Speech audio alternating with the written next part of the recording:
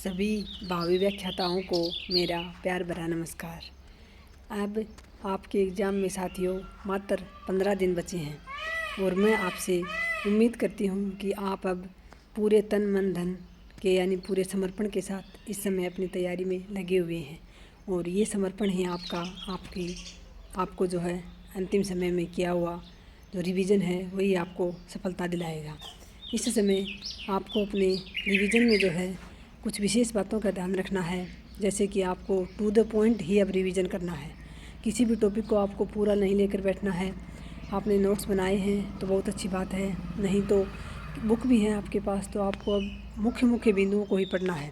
जैसे कि हिंदी साहित्य इतिहास की बात करें तो चारों जो काल हैं उनकी मुख्य मुख्य प्रवृत्तियाँ क्या हैं, या फिर जो उनके प्रतिनिधि कवि हैं मुख्य मुख्य उनकी रचनाएँ, या फिर जीके में बात करें तो जैसे सभ्यताएं हैं तो सभ्यताओं का सिर्फ आपको स्थान कौन से ज़िले में है, कब उसकी खोज हुई थी, किसने उसकी खोज की थी, या फिर जो उसमें कोई विशेष चीज़ अलग से मिली है, या फिर जैसे अगर आप गुप्त काल पढ़ रहे हो तो गुप्त काल की प्रमुख इमारतें हैं, या फिर साइंस के क्षेत्र में गुप्त काल में क्या क्या योगदान रहा।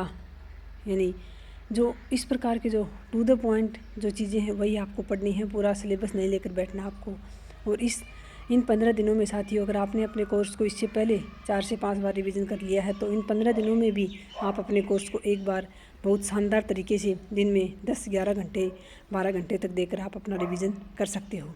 और रिवीजन करते समय जो है आपको मुख्य मुख्य बिंदुओं को पढ़ते हुए चलना है। और इस समय आपको विशेष ध्यान ये रखना है कि आपने जिस पार्ट को तैयार किया है अपने सिलेबस के, उस पार्ट का कोई भी रिवीजन के बिना अभी आपकी नज़रों से उसका कोई भी जो है वो पार्ट दूर ना रहे आपकी नज़रों से। यानी कहने का मतलब ये है कि जिस पार्ट को आपने सिलेबस के, जैसे अगर आपने किसी चीज़ को स्किप किया है उसको छोड़कर जिस चीज़ को आपने तैयार किया है उन सभी का रिवीजन इन 15 दिनों में वो सारा का सारा सिलेबस एक बार आपकी आंखों से निकल जाना चाहिए इस बचे हुए समय में।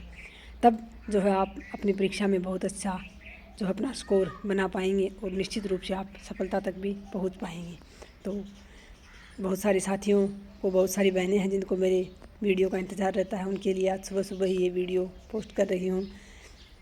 और आप सभी ईमानदारी से अपनी मेहनत करते रहिए साथियों, देख लेना आपकी जीत अंत में ज़रूर होगी, क्योंकि की हुई मेहनत आपकी कहीं भी ज़ाया नहीं जाएगी, आपके काम ज़रूर आएगी। बहुत बहुत धन्यवाद। जय हिंद, जय भारत।